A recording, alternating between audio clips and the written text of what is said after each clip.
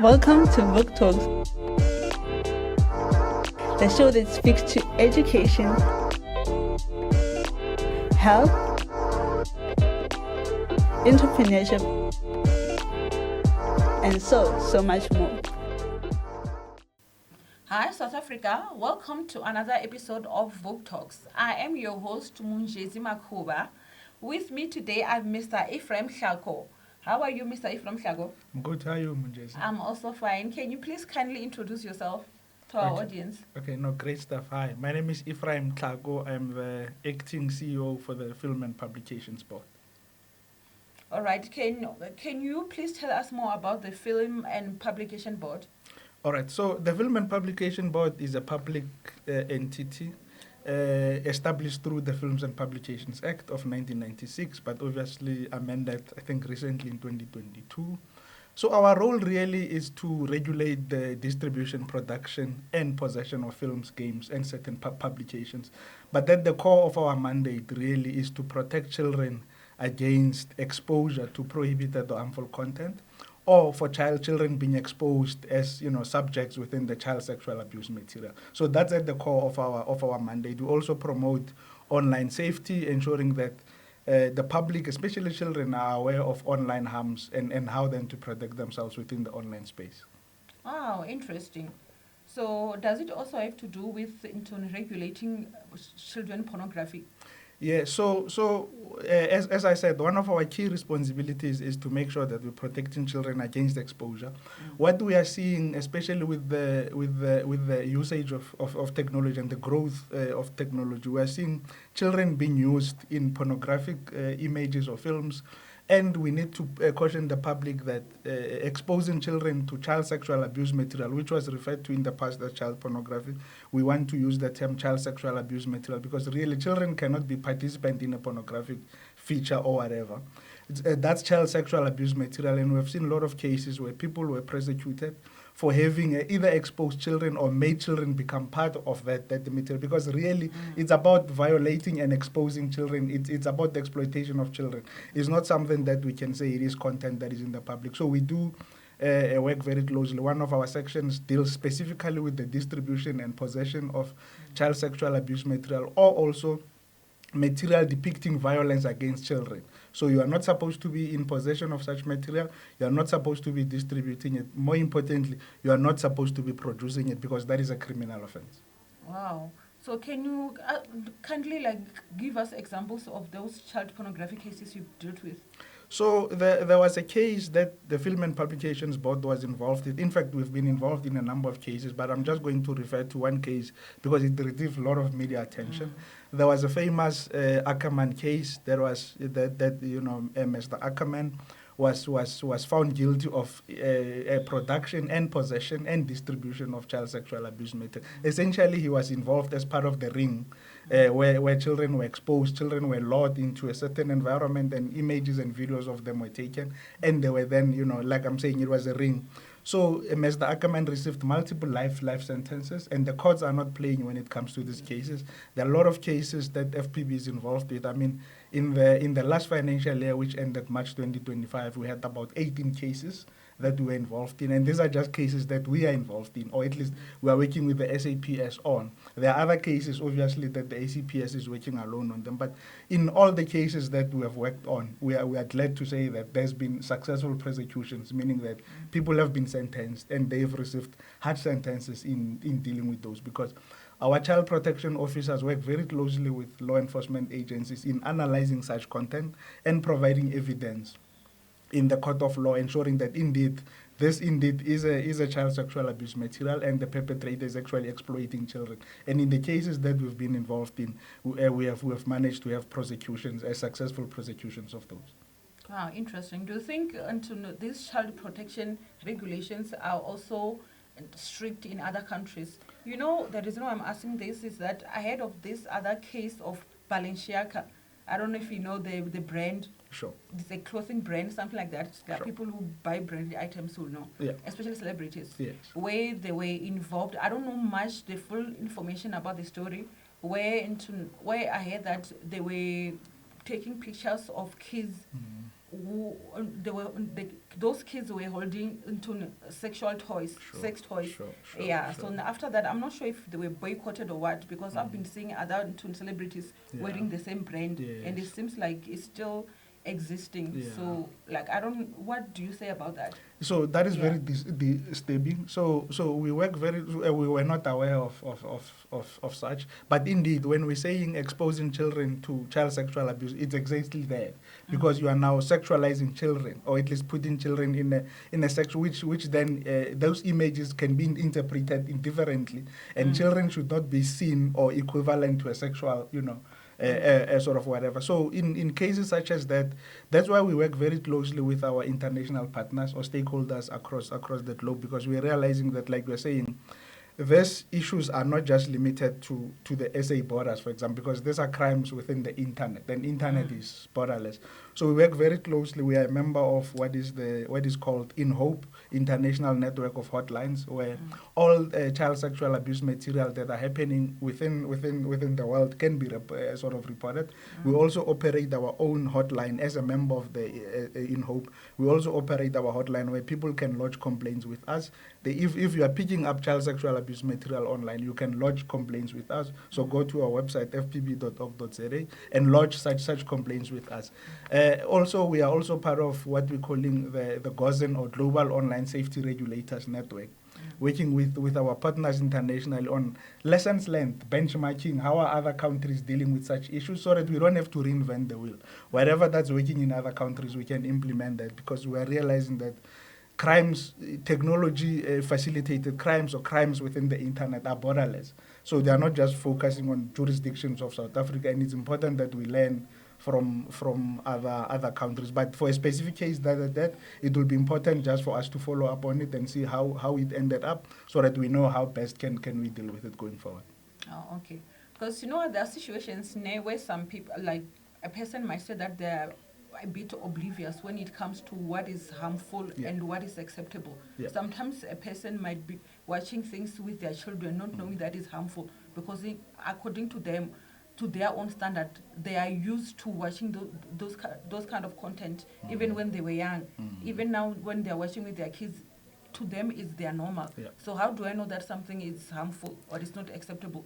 Yeah. So core to our classification work is to give out the classification rating in terms of the age rating. For example, we'll say PG, which is parental guidance, 7 to 9, meaning that anyone who's lower than 7 years should not be watching that. But we'll also say parental guidance. When we're saying 16, we're saying this content is only feasible only up to someone who's 16 years, or at least someone who's 16 and above can actually watch it. Sorry. So we do give that in terms of the age rating and the consumer advice. Consumer advice that says, when you are watching this film, you should be this age, but there's also a content that's either sexual in nature, there's nudity, or there's violence, or there's prejudice. So it is important that any film that you are watching has that FPB logo and has the age rating, because if your film that you are watching or the game that you are playing online doesn't have that, then it means it hasn't been submitted to us. It means it's illegally being distributed, because it's important that any parent or any adult know what is in there, because our motto is, we inform, you then choose. Because it's important for us as adults, for us as parents, to protect our children. Because when you are now exposing a child to a content that is either extreme violent or there's extreme sexual abuse that's happening there, a 5-year-old or mind of a child cannot take that. Now they're starting to think this is normal.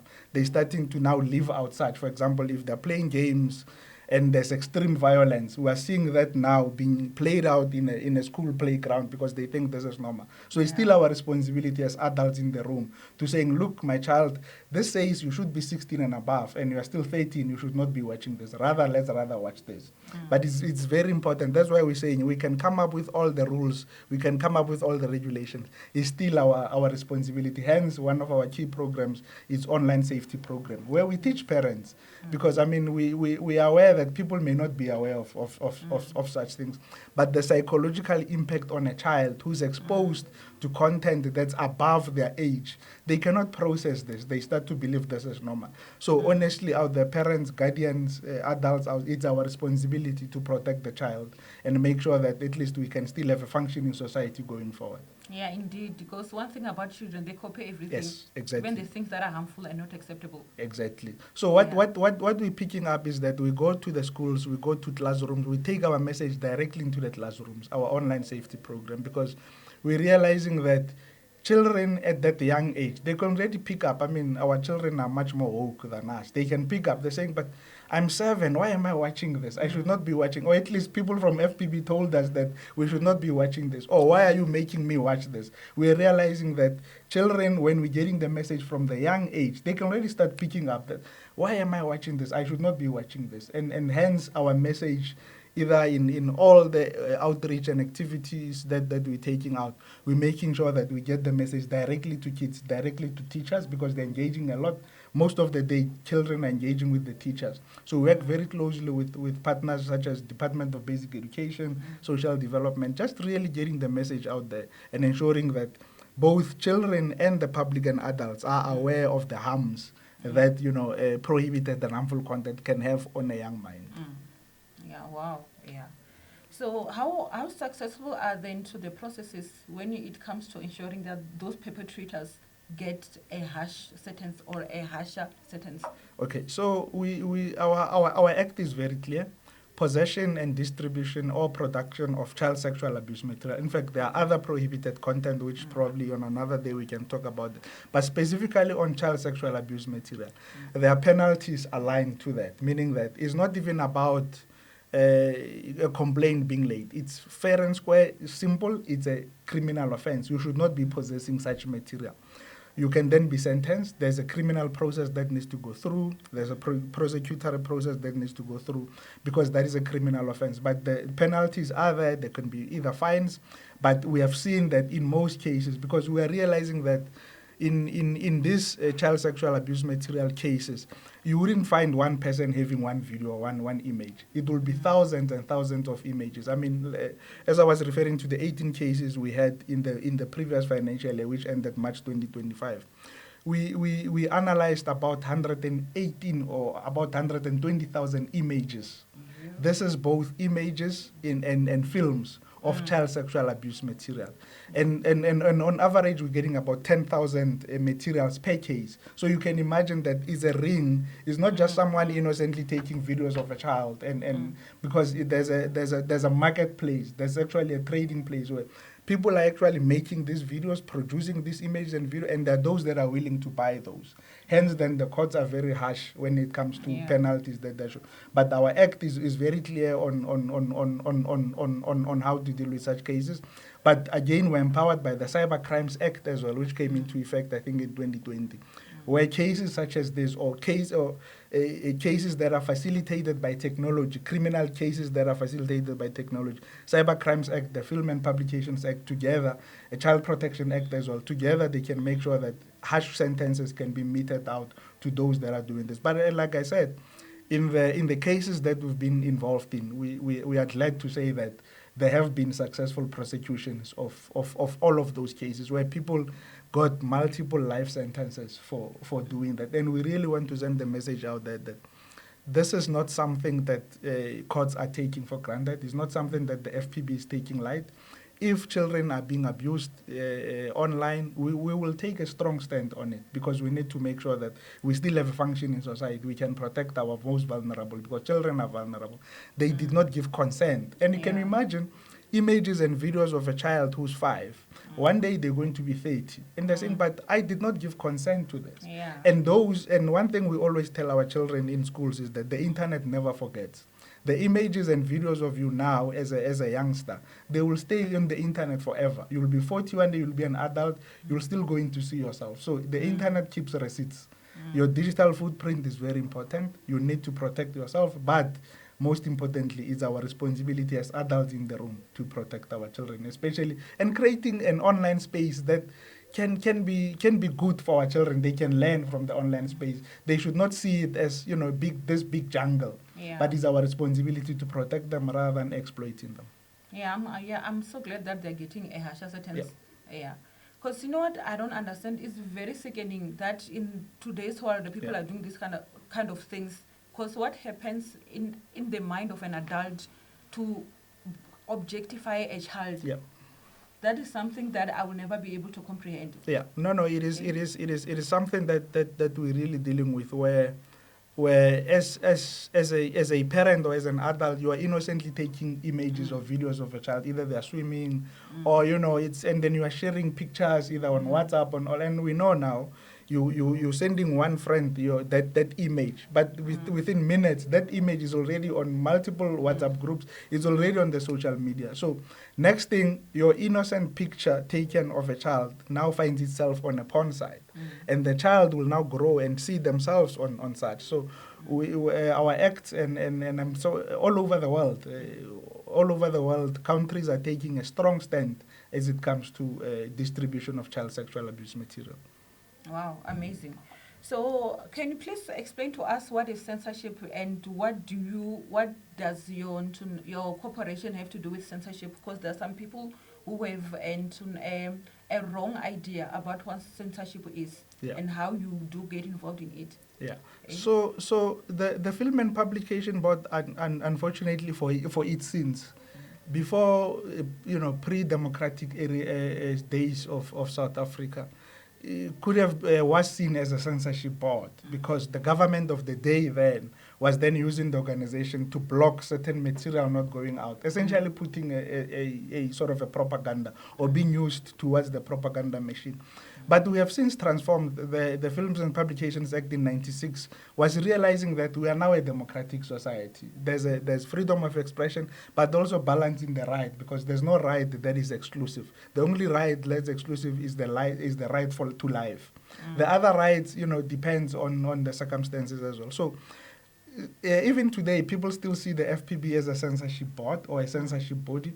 We are far from that. We have transformed into a democratic society. Hence, our logo, our motto says, we inform, you choose. So that's why we're putting in labels. We'll never say certain film, either a movie or a game, cannot be published because it is not good, because we're taking away emotions from the classification process. If I could just give our classification process. So we have classification guidelines, which on biannually gets consulted to the public to saying, as the South African society, what areas do you think should be included in the classification guidelines? So it's a consultative process, especially if there are new sort of themes that are coming in. For example, there's violence, sexual abuse, sexual violence is now coming up as a theme. So we then consult, and then those classification guidelines are then used in the classification process.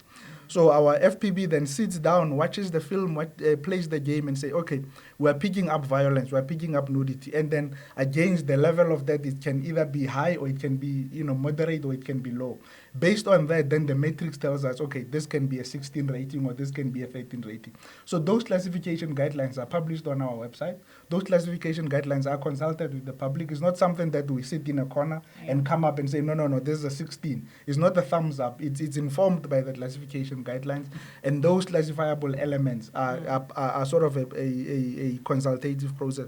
So we have really tried to move. In fact, we have moved from being a censorship board, and we're trying to do our best to inform people that the main reason why we are classifying films before they are being viewed is to protect children. Adults can make their own decisions. Yes. FPB is not going to sit and say, you shall not watch this, or this is not going to go to the public. All the films that have come through to us, we have managed to classify them. I don't remember us coming up with a film, at least in the recent times, where we're saying it's unclassified, it cannot go out to the public. All the films are going out, but with that warning to saying, in this film, please be look out for, there will be violence, there will be nudity, there will be all of those. And like I'm saying, we work very closely with all the stakeholders in consulting process for our classification guidelines. Wow, that's such an interesting information, hey? Yeah. Wow, thank you so much, Mr. Tlhako. So one more question, where can we get you on social media platforms? Okay, so go to our website, fpb.org.za.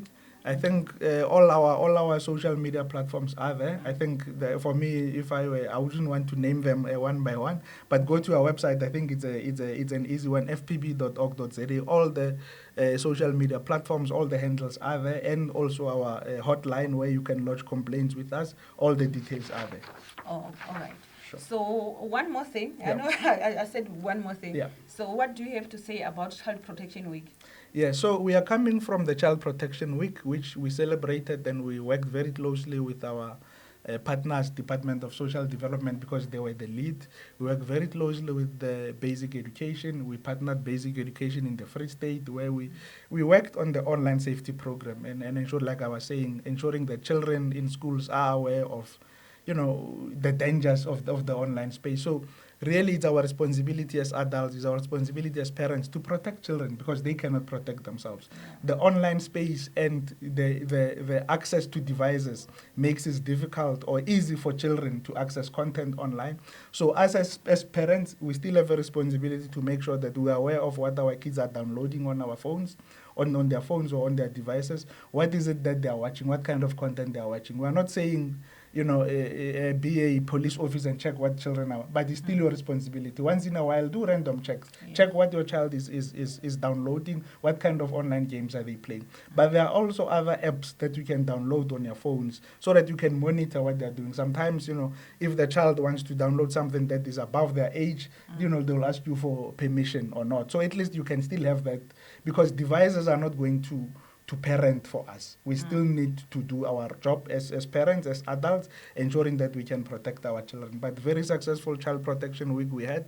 But we are saying child protection is not just a matter of the week. It's a 365 sort of thing, because across the entire year, we need to make sure that we are protecting our children, but we just need to be vigilant, especially as children now have access to devices. I mean, kids as young as 5 or 6 now have devices, not just one device, they have multiple devices. Yeah. So they have easily access to content. It's still our responsibility to make sure that what they are watching is in line with their age. Yeah, incredible, eh? So, Mr. Tlhako, thank you so much for joining us into this Vogue Talks interview. It was such an honor, and I'm sure that a lot of parents were also paying attention when it comes to them protecting their children, because children are innocent here. Yeah. They do not deserve to be objectified. Yeah. All they deserve is love and protection. So when the very same people who are supposed to be adults take advantage of the kids, what does it say about us as human beings? What does it say about our humanity? Yeah, so just for us to be on the positive mood, I have a trivia for you for the G20. Oh, okay. Nice. As the way that you'll be hosting the G20, I'm just going to ask you a few questions. Okay. I hope you're ready. Okay, I'm not ready, but let's go. Okay. Okay, so now the first question is, what does G20 stand for? Okay. Group of 20 countries. Oh, perfect. And how many countries are members of the G20? 20 countries. Oh, perfect. Wow, you can see which sector does the G20 not directly discuss? Education, space travel, trade, or health? Space travel. Perfect. What year did South Africa join the G20? Why? Anton, which year did South Africa, which year did it join? Yeah. I'm not particularly sure. It joined in 1999 as a founding member. Nice. Yeah. So what is the main goal of the G20, according to you? Look, G20 for me, it's about just ensuring that there's common vision, common view, especially as it relates to sort of a sustainability, ensuring that the planet is a sustainable planet, and ensuring that there's equity amongst all the countries. I think for me, it's more about how then can all the countries engage and work on long-term solutions for the world. All right. And it's to promote international financial stability and sustainable economic growth. Nice. So you're not too bad. Sure. So which South African city is most likely to host major international events like G20 related meetings, Johannesburg or Cape Town? I know Johannesburg will be hosting a lot of those. Yeah. Perfect. Now we're going to move on to the true or false question. Sure. The G20 only focuses on economics. True or false? False. All right. Yes, because it also addresses climate change. Other things as well. Yes, sustainability. Health, education and development. Yeah. So who represents South Africa at the G20 Leader Summit? Who is our representative? At the G20 Leader Summit. Yes. Isn't it the SA president? Yes, perfect. Okay, so what's the name of the group within the G20 that represents young people? Youth? G20 youth? I'm not sure. I'm sorry. You're not bad, eh? It's Y20, meaning which stands for Youth 20. Oh, You nice. see, So I'm not far off. Yeah. Wow, Thank you know these Thank things. you. I'm quite impressed. Yeah. So, which continent has the fewest G20 member countries? It's definitely Africa. Perfect, because it's only South Africa which is forming part of the G20. know. Yeah.